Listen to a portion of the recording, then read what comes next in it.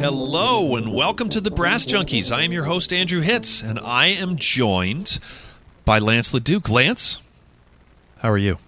I am about a 8.5 out of 10, I would say. 8.5 out of 10? Yeah. That's high. Pretty good. Yeah, that's good. For your age, that's like a 12. I know. Yep, true. I mean, you're closer to death than to birth, so that can't have anything to do with it. So why an 8.5? Slept pretty well. Okay. I don't really have any actual problems. You know, I've been doing these like daily affirmations and gratitude things, and you know, it's like. Is that why you're making me text you every morning saying that you mean a lot to me, or that I mean a lot? No, that you mean a lot to me. Did you ever know that you're my hero? I think you did that one other time, didn't you? Started quoting Bette Midler lyrics, I think. I think I might have, yeah. Like a long time ago.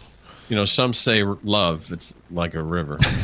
Some do say that, it turns out. And you're just full of it today. So, full of love, full of love. Yeah. So, we have a wonderful guest today. It's a returning guest. It's a returning trumpet player, which means that we're quite fond of them, right? Yeah. What? Right? Means something. Absolutely. If we had our way, we wouldn't talk to... Mary Bowden is our guest today, and Mary is going to be joining me on the faculty at Shenandoah Conservatory starting in the fall, which we are very, very excited to have her. That's very cool. Yeah, it's very cool. That's really fun sitting on an audition, like a panel like that at the university level, isn't it? It is super fun. Yes. Yeah, it really, well, it is fun. Extra meetings, there's like another committee. I was on the search committee, which is what Lance is getting at. So, yes. That's so fun. When you end up with someone like Mary, then it's worth it, but that still doesn't make it fun. Well, because she was on that list, and then there's undoubtedly, of course you wouldn't name names, but, you know, not everybody would be a Mary Bowden caliber candidate. And so, for the bonus episode, actually, I'm going to name all of the names and then tell you why we didn't hire them. Fantastic. It won't be awkward at all. Oh, I'll have to listen to that. There's like 79 people I'm going to have to get to the bottom of. So, but, you know, no, it was great. Everyone on the committee was very excited to be able to hire her, as was the dean. And so we're excited. She's going to be awesome. She already is awesome. She's just going to be awesome where we work now, which is great. So, yeah, good stuff. So we're going to talk, you're going to hear about a lot of things, but one thing I think that's really cool that Mary's got going on is that she commissions a lot of stuff, which I think is really great. We used to say in Boston Brass all the time that we thought it was important to be producers of chamber music and not just consumers of chamber music. And as you're about to hear, Mary's got some solo things and some quintet and band things, and she's great. She's got a vision, and then she's also got the ability to follow through on all this stuff and to actually make it a reality, which is great. It's a rare combination. We are now, it looked like Lance was just about to say something. We're going to leave that awkward pause in there because we like the awkward thing. So I muted it. He coughed, and it looked like he kind of like leaned forward like he was going to say something. So then I paused, and then how did that work out for me? No, I muted it, and then I coughed because if you... Speaking of bonus episode, I am obviously not going to list all of the people that applied for the job that Mary won, but every single episode we have the person stick around, and then we have a bonus episode which is released the following week for all of our Patreon patrons. If you go to patreon.com/thebrassjunkies, you can learn more. We are cruising towards $200 an episode, and you can see all of the breakdown of the $3, $5, and $10 per episode levels, which include 4 other podcasts that we produce once a month, and you can get access to those for various donations. Those include the Jacob's Quotes podcast. It includes the Deep Thoughts by Lance podcast. It includes the Music Practice Coach podcast, and it also includes the Performance and Pedagogy podcast, which is with me. So, also thank you to everyone who has left a rating and a review on iTunes, at Apple Podcasts, Stitcher, wherever you happen to listen to the show. That is very helpful for the algorithm to help other people to find the Brass Junkies. So, without further ado, let us get to the second conversation that we have had with returning guest Mary Bowden.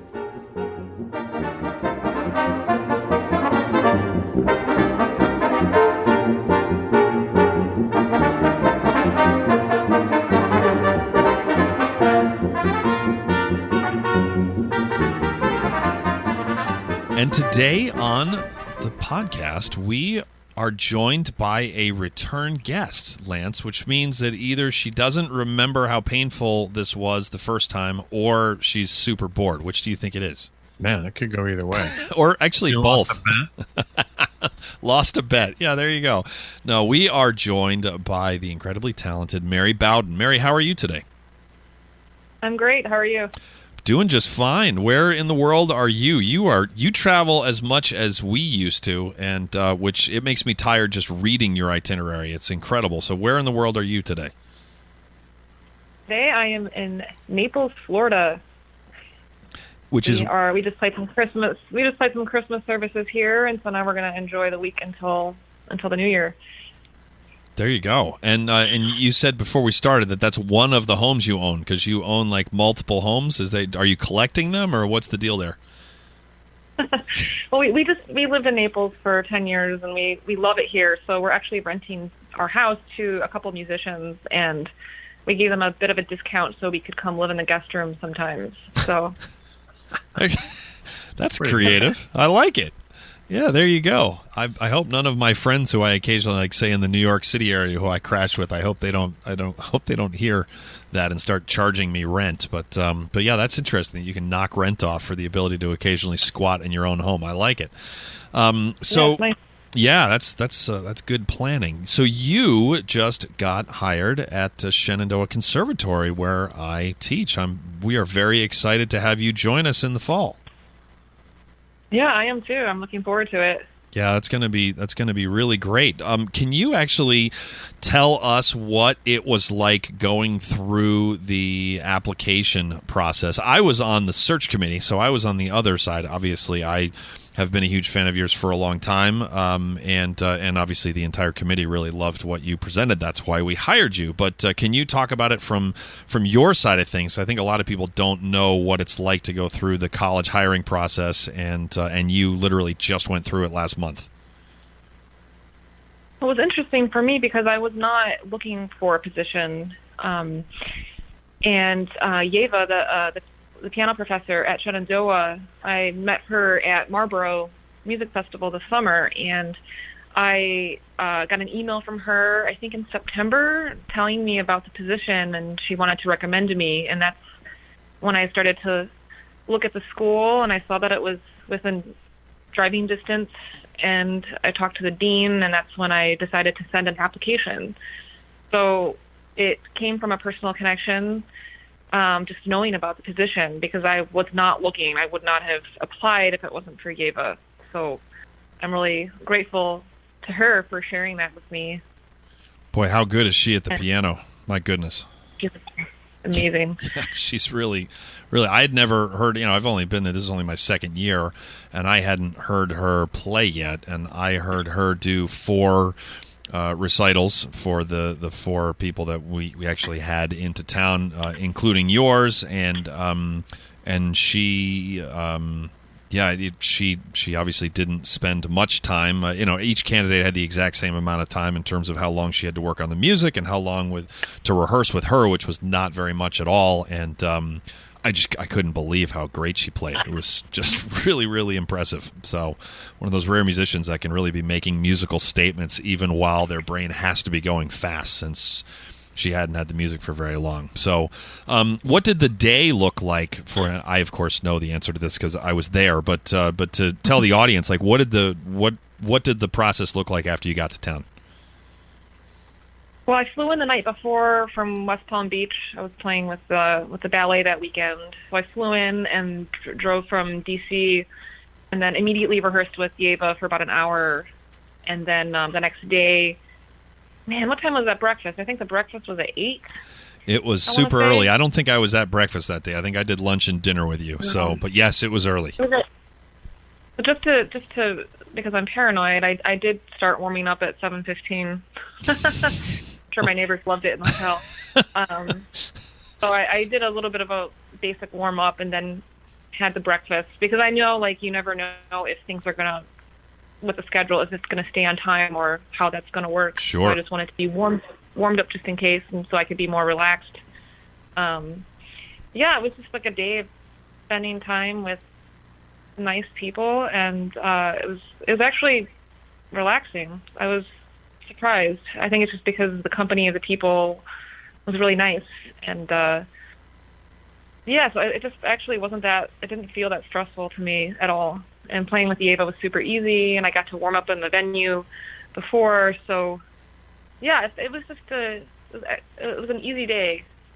Well, good. Yeah, it was a really good committee. So, and those it doesn't matter what school, you can sometimes get one or two people like Lance who have, need an attitude adjustment. So, but this committee didn't have any. So, yeah, it was great. Well, good. And then you played a mini recital, and then there's a bunch of interviews and meals and meeting with the dean and with the assistant provost and with it's you're running the gauntlet like all day. I mean, you were on the clock for basically 12 straight hours that day, I think. I mean, it was right. And then I drove home, which was a 4.5-hour drive home. Gee whiz. It's a good thing you're young, Mary. How about Lance? How do you think you'd do on a 4.5-hour drive after a 12-hour interview? I would not do it. Well, the key to it is having really great things to listen to in the car. I've been on a huge Queen kick, so I've been trying to memorize lyrics and sing along with this album, The Day at the Races, and cool at the opera. So that if you do that, then it can. And then one of my other drives recently, I drove to Florida. It was a 12-hour drive to Sarasota, and I listened to a lot of Brass Junkies episodes, actually. Wow. Thank you. The Sam Palacian episode was mind-blowing. Right? Oh, my gosh. Yeah. At this point, that's where it's a success. If the guest can make one of us cry, then it's a success. So you've got you've still got about 50 minutes. So, but yeah, you need to make us cry somehow, some way. So, but that was some heavy stuff. I haven't even listened to it since it happened, and it still feels, and it's been a while now, and it still feels like it was yesterday. So yeah, pretty crazy. So, well, thank you for listening. What the heck? That's nice. Yeah, that is it's not required to be on the show. You can be on without. Thank you. we make people sign it's just on the we just trust people. It's on the honor system, but that you've listened to at least 5 episodes of the Brass Junkies. So. It definitely whittles down the people who are willing to get interviewed for no compensation. So you recently, I guess, was this? I'm just old enough that time's flying. I think it was 2 summers ago, maybe it was 3 summers ago, that you made your first trip to Lieksa, Finland, which was one of Lance and my favorite trips when we were in Boston Brass. Was to that festival. Was that 2 years ago? Was it 2017? We actually did 2017 and 2018. Okay. I knew you did twice. I just couldn't remember whether it was 2016 and 17 or not. But yeah, can you talk to us about your experience there, and then also all the work that went into getting there? We got invited in for 2017. The artistic director is trumpet soloist Yoko Haryana, and he had seen our materials on Facebook. And, Lieksa was one of my 5-year goals for the group, to get invited in 5 years, which would mean not for another year. You know what I mean? So we really achieved that goal quickly, and I got approached first from Yoko. So that was really exciting. And we went, and then in 2018, we got Yoko loved our CD, so he invited us back again. And it's very unusual for groups to go 2 years in a row, but it was really exciting for us. And it's a really great festival, and you meet all these great international soloists, and it's really a lot of fun. Yeah. So what's on the current docket of 5-year goals? Oh man, I think I just want to keep doing more international festivals and more tours, and also right now we just started a consortium for a new piece for brass quintet and wind ensemble and or orchestra. And so we have a composer lined up, and we're going to be starting that process soon. So that's an exciting project for us that we're venturing onto. And also we're going to keep, making plans for the next recordings, and keep trying to book the tours and travel and yeah, everything seems to be lining up really well for the group right now. Fantastic. Oh, and we also have really big news. I've been principal trumpet of this festival orchestra called Artosphere in Arkansas, and it's a great orchestra festival. And they just appointed Seraph Brass to be the resident brass group for the festival. So starting this summer. So I'm extremely excited to bring the group to one of my favorite festivals. So cool. That's pretty cool. Yeah, that's awesome. So yeah, we just hit a bunch of stuff that I want to get into detail, but can we go back to Lexa? You made a recording while you were there, right? We did in 2017, right after the festival. Yeah, talk about that a little bit. Not only what you recorded, but then also you did a crowdfunding campaign to get there and to make that album happen, which included some commissions. So I think there's some really interesting stuff there. Oh man, okay. I'm thinking about all the details in my head. There's so much that went into this planning. So I know I wanted the group to record the CD. A lot of the CD, we have our arrangements that we perform a lot by Jeff Luke, who I know you guys might know. And so we recorded those. I know I wanted to record those, and then some of our standard pieces like Tony DiLorenzo's Go. And we also commissioned 2 new pieces by female composers. One was by Renee Orth and another by Catherine McMichael. And so we included those 2 new commissions. So the entire cost of all of this was doing the proper PR work and the commission fees was about $25,000. So we decided to do an Indiegogo campaign to raise the money. And that was insane because I just remember spending 5 weeks just emailing people all the time, trying to raise the money, and it was, we did it. We raised the money that was necessary for the CD, and because, if it wasn't for that, being the leader of Seraph, I am the only one that's financially responsible for things. If the group doesn't have the money, it comes out of Mary Bowden's pocket. So it was really important for me to raise that money. So, I can't say that we'll ever do that again because it was extremely stressful. I'd rather just almost save our own money and apply for grants and things like that. But I'm glad we did it once. We got a lot of fans out of it, but it's a very time-consuming project to raise that amount of money. You raised over $26,000. That's amazing.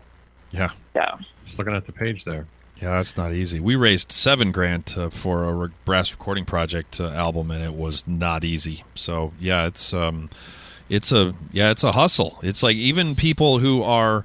It was kind of amazing to me when we first started the number of people who liked it on social media and who even shared it, who then didn't donate. There was kind of like there's a few and there's a lot of reasons for that, and some people donated like towards the end, but yeah, it's a lot of work. It's a lot of work, and I was impressed at how not just that you guys the amount you pulled off, but just at how much how thorough your approach was to it. It was since I analyze all this stuff as a music business consultant, and I since I teach it, then yeah, it was impressive. But and Lance and I donated to it. We didn't donate that much, but I was like, yeah, we need more compositions. We need more compositions from females, and we needed you guys to record them. So I'm happy that it happened. What did you guys perform in Lexa? Did you perform music from that about to happen recording session?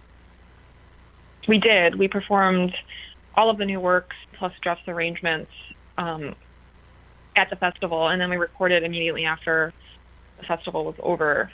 And then in 2018, we did a CD release concert in the hall where we recorded, and then we did 2 other completely new programs for Brass Sextet.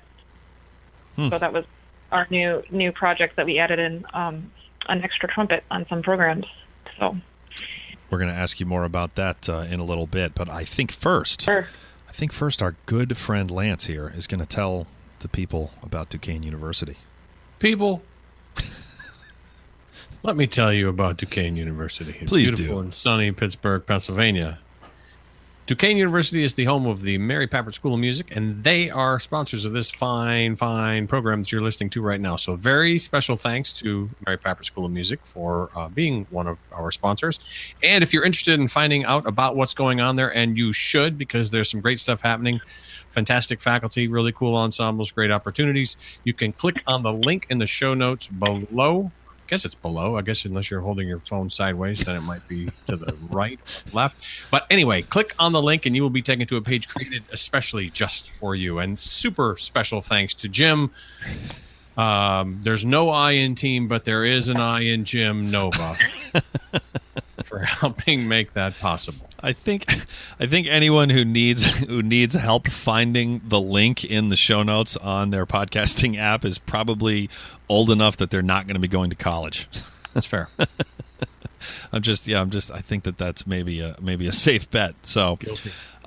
So Mary, let's talk a little bit about this sextet. So you have Lance and I have been trying for years to figure out how to get fewer trumpets in a brass quintet, but you are going the other way, and you're actually adding more trumpets to a brass quintet. So you've gone with 3. So did I say that out loud, or did I think that, Lance? Also now you got a weird answer when people ask you how many people are in your quintet. That's true. Who were we? Yeah. Anyway, so. No, all kidding aside, talk to us about adding a 6th member for some performances. Well, this came about, I'm sure everyone has seen this, that Seraph has had quite the turnover since the formation of the group in 2014. And I really have been amazed that it has not slowed down the progress of the group. And I think that's because the players that have come through are amazing players, and as the leader, I demand the highest quality and standard of performance and presentation. So presenters really do trust me. Yoko knew that I was bringing new people in 2018 because we had some people leave the group in 2017, and he still 100% trusted me when I emailed him and said, "Hey, we have a bunch of new people in the group now," and he was like, "Great, sounds great." So that has been really nice. That people really do believe in the work that I bring. And having said that, I think it's really important that when people do form a group, that you have a really strong artistic vision and you stick with that and you don't give up. And eventually you'll find a way to find the right people who have the same vision as you and want the same things from the group. And so last year was another audition year, and Rachel Rodriguez and Jean Lawrence were the trumpets, and the sextet came about because I love them both. So I really could not make a decision to pick one or the other, and so I had a talk with both of them. And Seraph has had a history of having guest artists here and there, and I play all the shows, and it's really important for me to have another trumpeter who's a heavy lifter, and so it just made sense to offer them both the position, and so they rotate throughout the year. And in the summer, for big festivals, we have the sextet join forces. And this is the first year that we've done this. It came about because I wanted both of them to be part of the group, and the group meant a lot to both of them as well. So it really happened organically, and I'm pretty happy with it so far. So it's just like it's been a great experience to have this model. And as far as other members of the group, we do have some guest artists that come in and out, kind of like all-star players coming in, like Donna Parks, who's principal of Louisville, and Amy McCabe, who was a member of the group, the core member of the group for a couple of years, but obviously she can't do the tours, but she will come back and play every now and again. And so it's really great to have this family of women brass players. But we have our 6 core, and they're required to do 80% of the work that we get. And I keep it to 1 guest artist per concert that we allow, but it has to be somebody like an all-star player to come in and sub, if that makes sense. So you have so many moving parts in your career. So for Seraph, how busy is Seraph? And then in advance of that, where I'm going is how far in advance are you programming, and then how far in advance are you locking in the players, and then how far in advance are you rehearsing? You can tackle any of those. Sure. So in the summer, especially now that we have this Artisphere residency, it's required that everybody meets the week before Artisphere, and we work on the repertoire for the sextet and also the quintet program that we will be doing in the 1920 season. So we are planning 3 concerts before Artisphere, the sextet concert, and also the quintet show. Gene will play one show and Rachel will play the other show. And then we're prepared for the next season that's coming up. And so that's how that will work with that process. And so then during the tour year, we meet 1 or 2 days before, and it's a lot easier to put the shows together. You're not putting a show together from scratch. Do you program all the shows? I do program the shows, and now it's becoming more collaborative with the new members.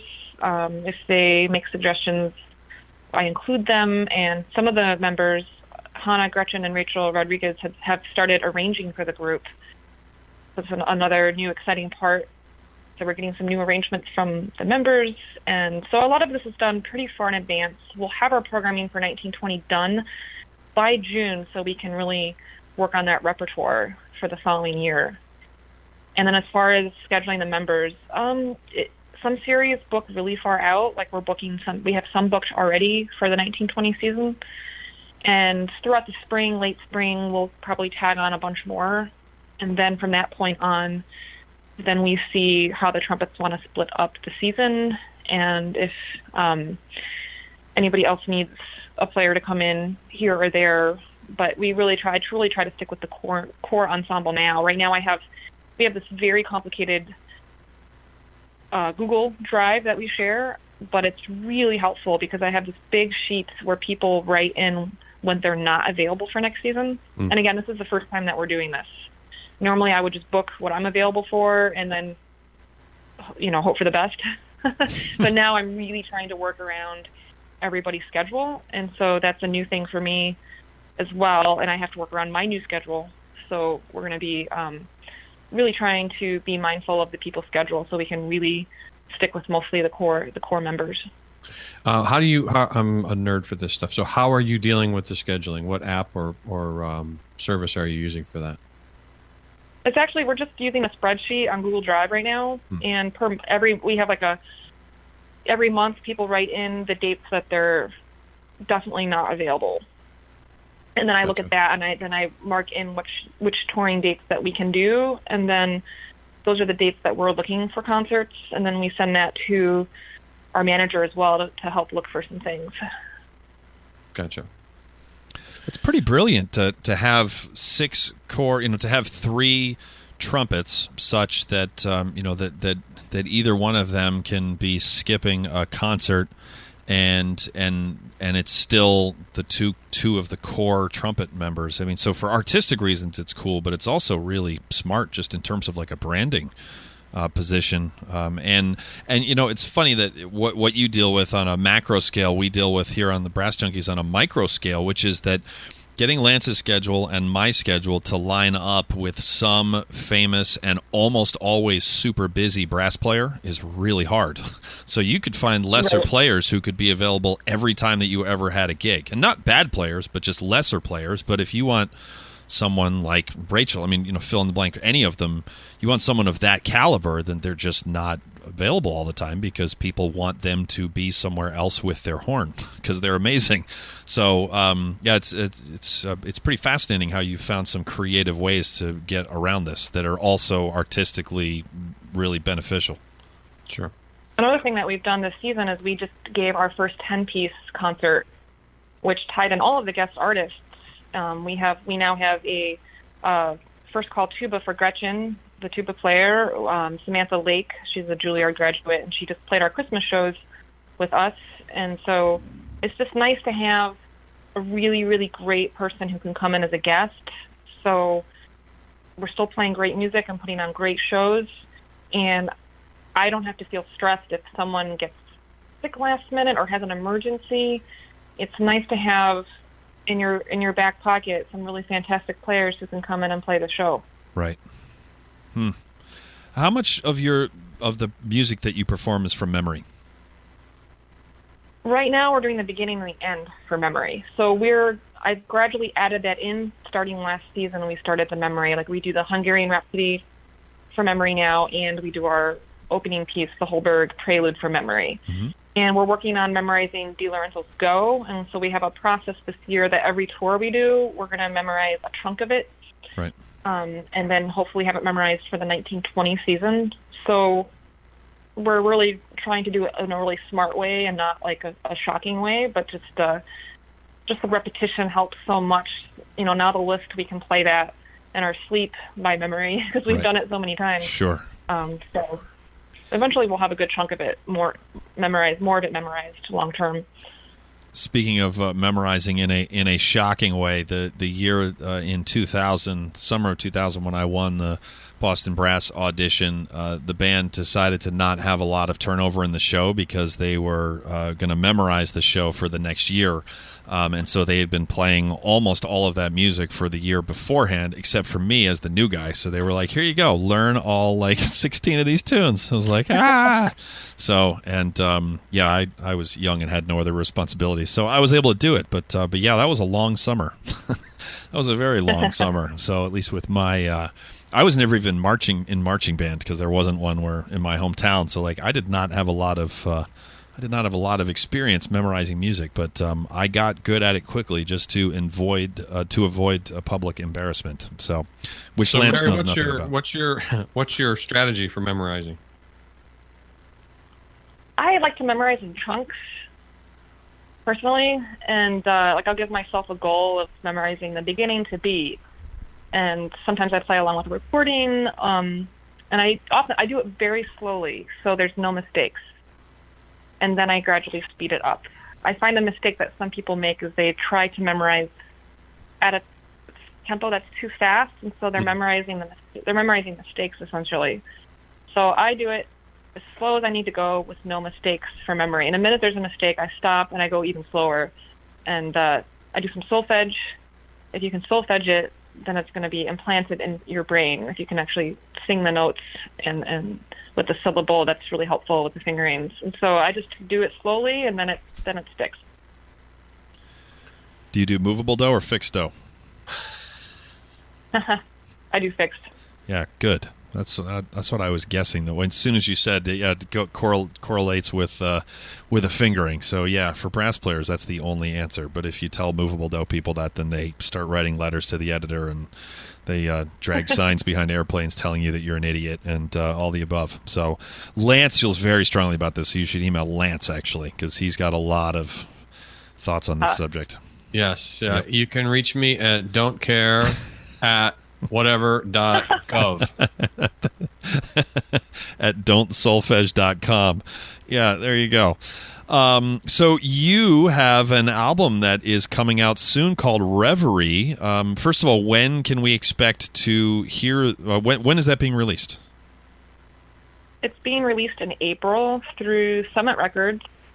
I am getting copies of the CD probably in a couple of weeks, and so there's an option to do a pre-order right now. And so I have a handful of shipments that as soon as I get the CDs, I'll ship them out early. So you can get the album a few months in advance if you buy it through my website now. And I have one track that's on my YouTube and Facebook page, the Bach Badenary. You can listen to that now. And yeah, I'm going to start releasing some little teaser videos over the next few months with the tracks. And I'm excited about this project because it's a new collaboration with a group from Pittsburgh called the Cassia Ensemble. Oh, and the CD is... Oh, that's cool. So we recorded outside of Pittsburgh in Wexford. And I really love this group of women, and they approached me first wanting to collaborate on a concert. And at that time they approached me, I was trying to figure out who I should hire for my CD because I knew I wanted to do trumpet and strings. And when they approached me, we set up a reading session to read through a couple of Rick's arrangements, and it was a good fit. And so I hired them to do the recording, and we're also going to start touring together. We have a couple of concerts this year. We're playing in Naples, Florida, and we're also doing a residency at Penn State Erie in April. And So it's really nice to collaborate with a group that already exists, and it was a lot of fun. And the arrangements that Rick did for us are really, really amazing. And we did some original works too, like James Stevenson's Spitfire, which is a really, really fun, exciting work for trumpet and string quartet. So yeah, this is a new project that I'm really excited about. I love playing with strings, and it's really difficult as a trumpet soloist to get a ton of concertos, which is what I really want. So I was thinking of creative ways of how I could play with strings and promote it on my own. And so now I'm marketing myself with the Casilla Ensemble as a touring option for performing arts centers. And we just got booked with the same manager that Seraph is. It's Dow Artists with our manager, Kevin Peters. So we're going to give that a try and see. We want to do a few tours a year and just perform our CD repertoire. And now that we have a full program of that music. And you mentioned Rick, who we didn't say his last name. We were talking about him before we started recording, but Rick DeYoung, who is a good friend of Lance and mine. And actually, we've got we should tell Mary during the bonus episode what we did to Rick's hotel room in Terre Haute, Indiana. So we're gonna. That is a good idea. That's very good bonus episode material. There's some tier 1 Boston Brass Road hijinks. So that Rick was at the receiving end of. So very Rick cool. Actually came and hung out on my back porch for a little while during that session. Well, not during the session, after the session one day. Remember when he stepped out and nobody could find him for a few hours? Yeah, that was. I don't know that he didn't leave in the middle. I just know he was in my back porch for a couple of hours. Was he looking in the door, or was he invited? No, he was invited. Okay. Just making sure, He brought beer. He's always invited if he brings Hey, there you go. What a guy. Yeah. What a guy. It was like Miller Lite or something, but it was Rick. That same day in Terre Haute, yeah, we got a picture of like Bell's Hop Slam or something, and he took one sip of it and he was like, "This is disgusting," and then he got a picture of like Coors Light. That's right. That was pretty funny. Yeah, Coors Light. Sorry, Rick. Coors Light. My bad. Very particular about his cheap beer. He's a cheap beer snob. Oh goodness! But we've really said too much. So now I think would be a very good time to thank Parker Mouthpieces for providing the hosting for the Brass Junkies. Parker Mouthpieces offers fine, customizable component mouthpieces for horn, trombone, euphonium, and tuba, including the Andrew Hitz artist model tuba mouthpiece and the Lance LaDuke non-artist model euphonium mouthpiece. You can find out more at parkermouthpieces.com or follow them on Facebook, Instagram, and Twitter. And as usual, we like to send people to Parker's website, since he is a good friend of both of ours, to email him about things that he doesn't care about. So, because we like to abuse sponsors. So what I think that we should have people email Michael Parker this week is I think that you should give the long form of why you passionately fall on one side or the other of the fixed versus movable dough debate. Yeah, I think personally, maybe even send him a link to you singing some solfege, perhaps, maybe to your favorite tuba concerto, if you have one.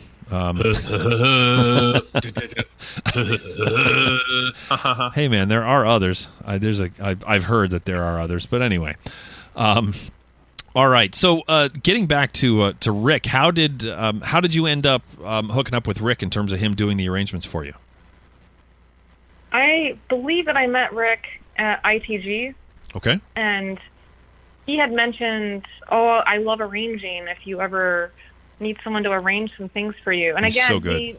He approached me just as I was thinking about the CD idea, which I hadn't told anybody at that point. But then I was like, well, hey, I'm actually thinking about this project that I want to do. And so right away we started talking, and that's when I started picking the repertoire that I wanted to do. And he would send arrangements, and then we would read through them. And so that's how that started, was just through him approaching me and us just talking about what pieces that we wanted to arrange.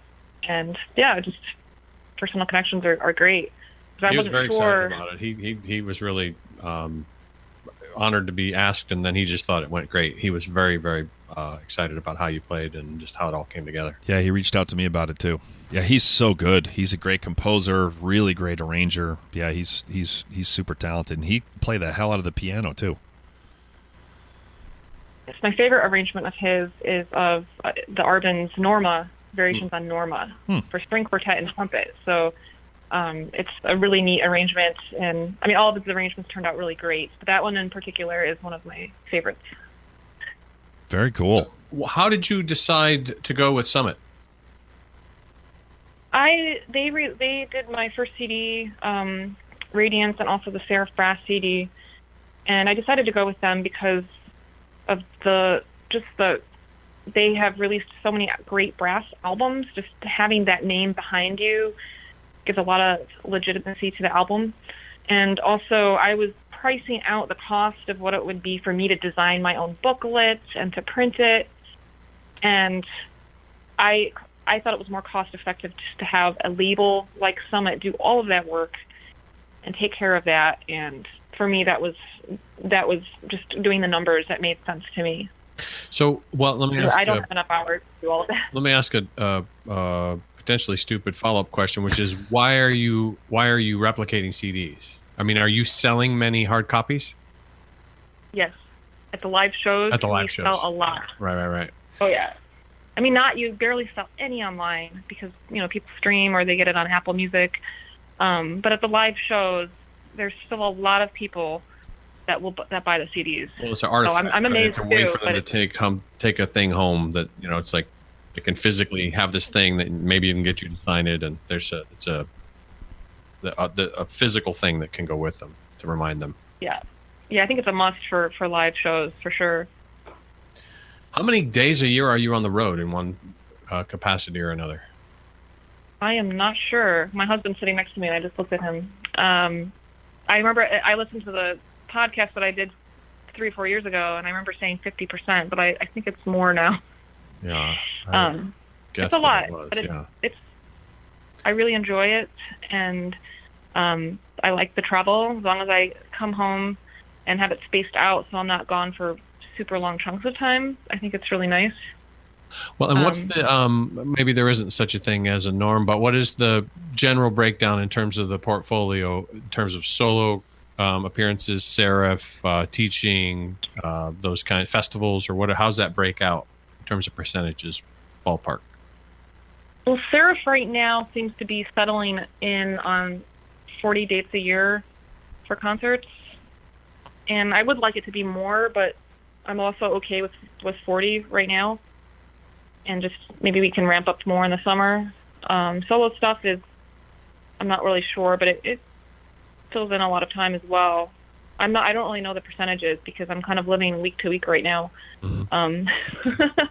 And I do a lot with my husband now because he left the orchestra world to teach at UNCSA, and so we've been able to do more as a duo together. We're doing a week of recitals in Vancouver next month, and also some 2 trumpets and organ recitals as well throughout the year.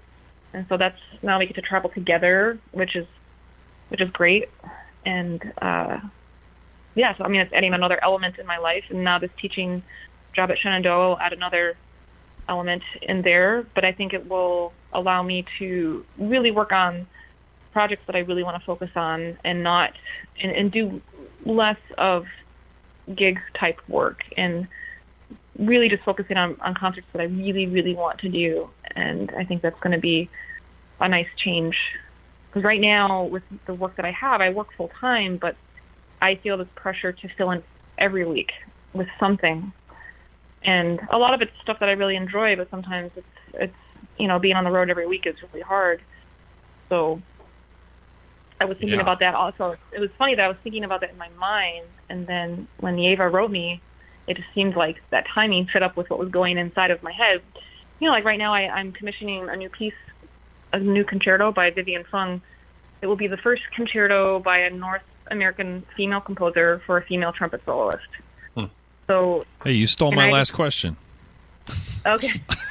Apologize. Erie Philharmonic has agreed to to premiere the piece in March of 2020. So they're the lead orchestra of the consortium, and we're trying to get 8 orchestras on board to join to perform it in seasons beyond next season.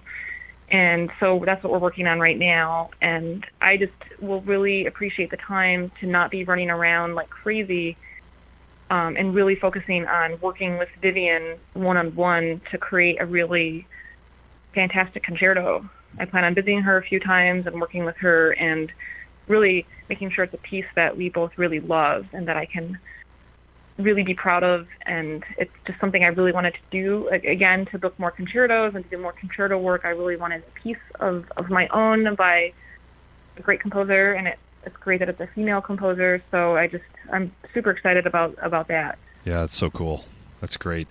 So if you're working with a composer in that kind of a capacity, like what do those conversations look like? And I know it's obviously a case by case basis, but for someone who's never dealt with a composer before, in terms of commissioning something, how does that collaborative process work? Well, in the past, when we've commissioned works for Seraph Brass, we didn't really get to work with the composers one-on-one very much. And so we were sent a score, and then we're like, oh my gosh, we need to fix this somehow. And I think that process, it's difficult because, the composer's not in the same town. But I think in the future, it's so important to me that the process starts from the beginning being extremely collaborative. And that's why I don't want the composer just to write something and be like, here you go. Hope you like it. Let's make some changes here and there. I really want to work from the beginning and really show her what my strengths are and really make it something that just showcases what I do really well, and also challenging too. But you know what I mean? Like, I want that process to be, from the beginning, something that's extremely collaborative. And so this is going to be a new thing for me, because I've never actually commissioned a work in this way of being more involved in the process.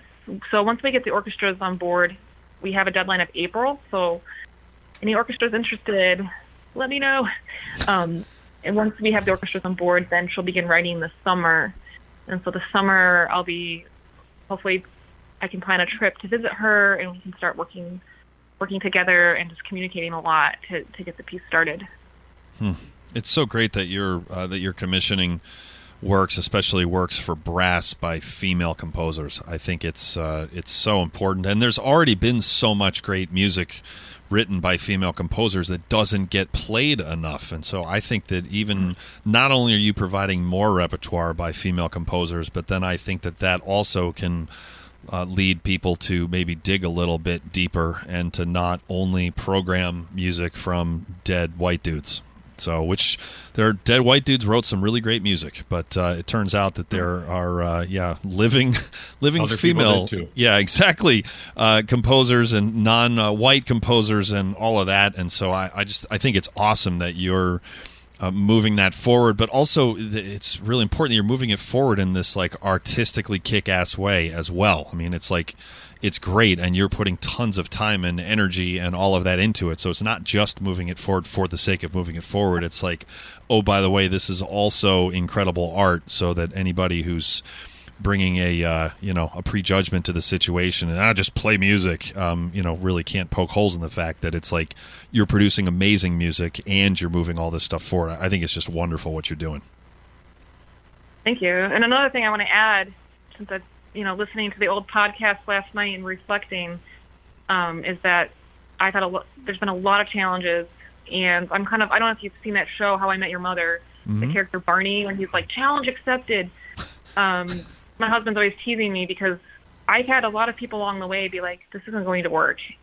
You can't do that. No, forget it.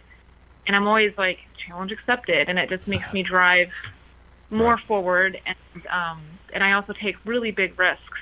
And I've taken really big financial risks, but I had to put in so much of my own money into getting Seraph Brass off the ground, and taking that financial risk of what if we don't raise that $25,000? I would have to fund that, and I was ready to do that if that were to happen, and which is scary, but it's paid off.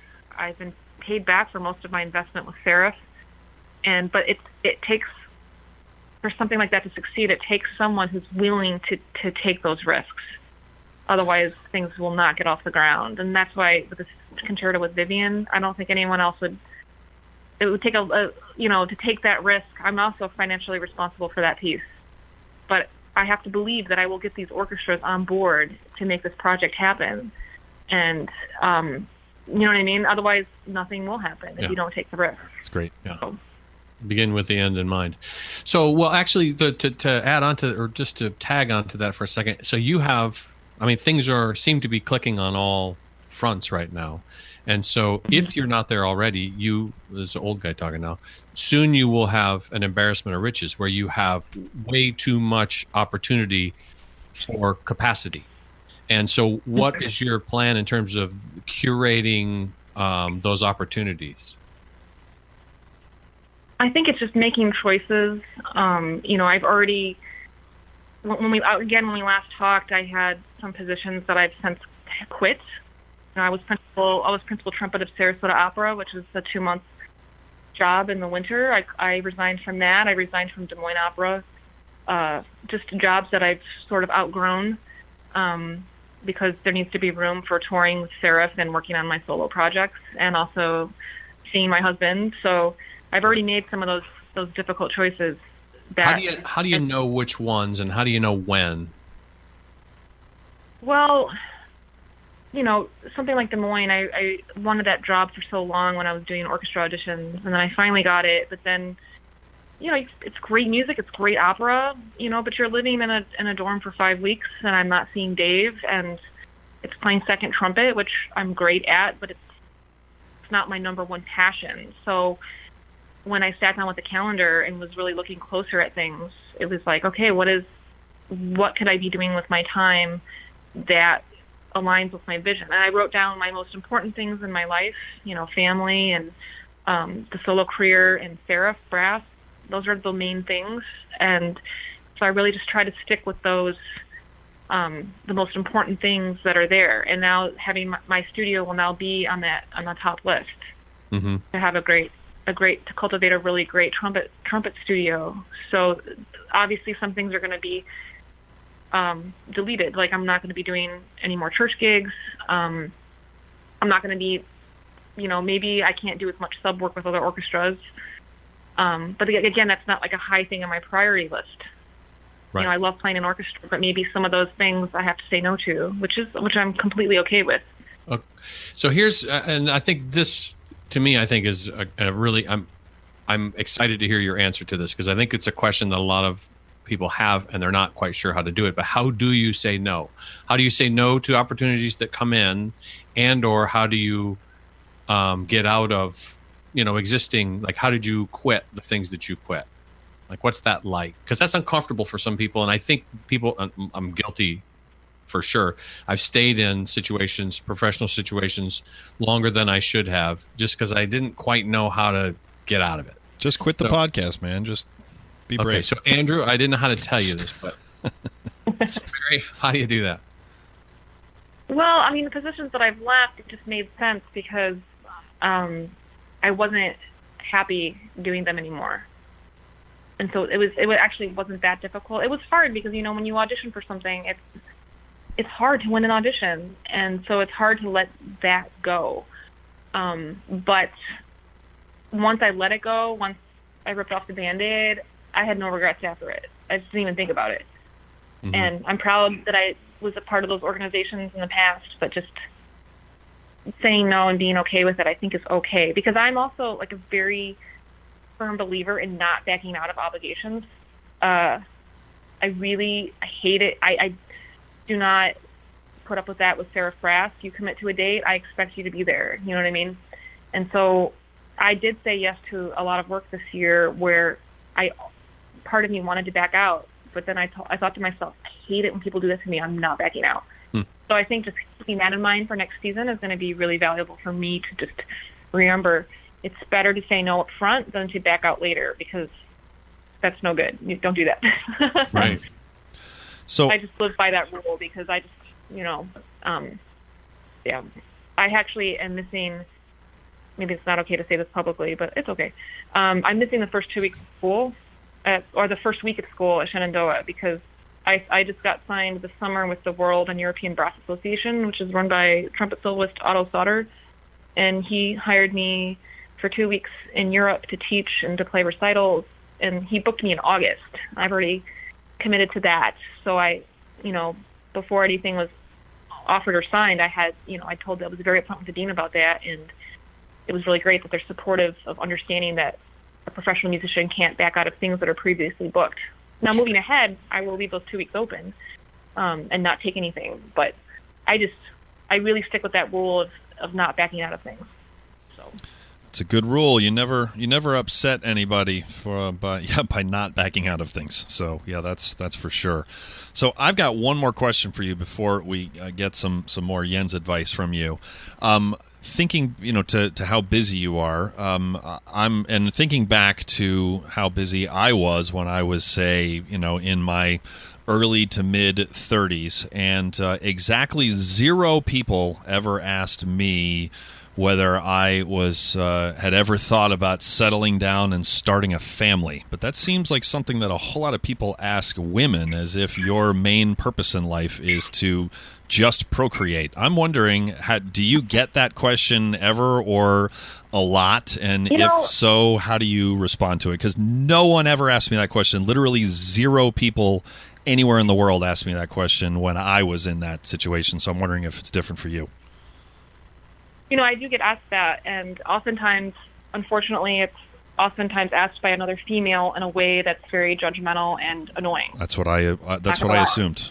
And it's kind of awkward to call people out and say, hey, that's really none of your business. But I just kind of deflect and say, well, I just adopted a second feral cat, and then I talk about that.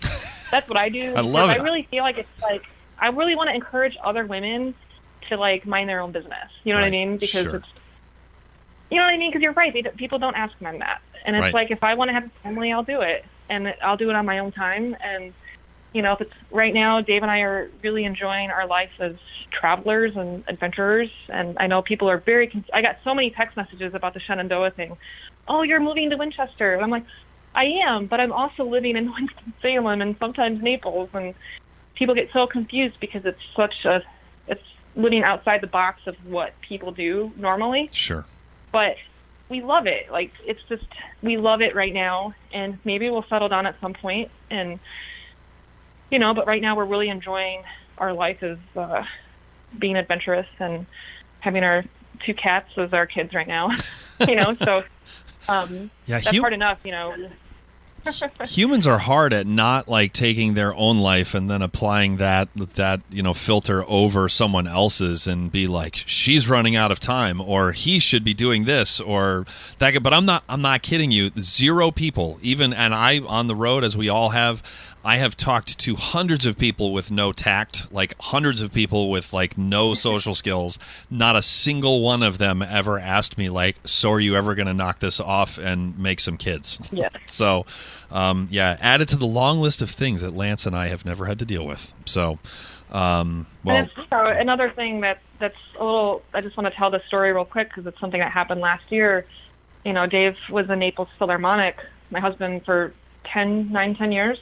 And he loved the job, and there just wasn't a lot of flexibility for leave time, and he was playing a lot of second trumpet, and he wanted to do more recitals with me and just wasn't able to do that with the schedule. So when we saw the position open up at UNCSA, I really encouraged him just to apply for fun, and he got the job, and it was a surprise. He didn't expect to get it, and then we moved there to try it out, and then he decided to stay, and it was a pretty huge career move. And I have to say that had it not been for that move, I would not have gone for the Shenandoah thing at all, living in Florida. A lot of things have really lined up since taking this huge risk of leaving an orchestra position for a teaching position. And then also, both of us don't have doctorates, so we've even broken down that boundary of you have to have a doctorate to get a teaching position. Right. Now we both have full-time teaching positions based off our performing careers. It's great. And so now it's kind of like the stars have aligned, and it's really cool to kind of look backwards and see how that journey took place. And again, it's taking risks. It feels scary to leave an orchestra position, but now, he's had a lot more opportunities as well open up for him because of making that move. The stars tend to align frequently for people who work as hard as you do and who take risks like you do. That has at least been my experience. So, anyway. So speaking of the stars aligning, well, first of all, if you listen to your previous appearance, do you remember the advice that you gave to poor Jens Lindemann with his child problems the last time? I do. I said nothing, but I do have some advice this time. So see, you're real cerebral. So you could have maybe solved this like over 3 years ago. This might be on your shoulders, Mary. So what? I thought of this about a week ago, actually. About a couple weeks ago, I thought I thought of this today when you asked me, you were going to ask me this question again. So you know how you have that trumpet case, the guard bag that fits 5 trumpets? Yeah. It's really small. You have no idea like how he fits those trumpets in. Yep. Well, I think that the next step for him to achieve the level of like a godlike trumpet player, I think that he needs to be able to fit at least 8 horns in that bag. I see. Wow. In the same size bag.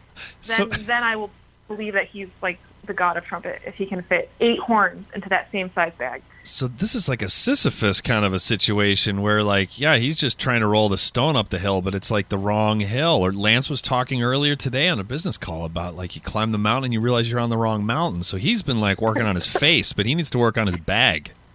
That's it. Yeah. Wow. So, I'm reading this book about, like, tidying up your life. It's, like, getting rid of all your old stuff. So if you can get the things around you in your life organized, then your life will just fall into place. And so if he could just figure out how to put 8 trumpets in that bag, then his life is just, everything is going to be a lot smoother for his life. I like it. I like it.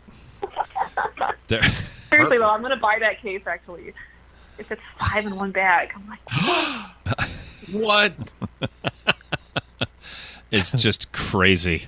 All right, well, we're going to let everybody now who knows that there's a trumpet case that fits 5 trumpets. I'm sure your minds are all equally blown, just like Lance's, so we're going to let you go now so that you can think about that. For those of you who are our patrons, you will next week you will hear the bonus episode that we are about to record with Miss Mary Bowden, and you can, for as little as $1 an episode at patreon.com/thebrassjunkies, you can get bonus episodes from a long list of characters, and so you can find out more at patreon.com. And Mary, thank you so much for your time today, and again, I speak for all of us, we're super excited to have you come into Shenandoah Conservatory.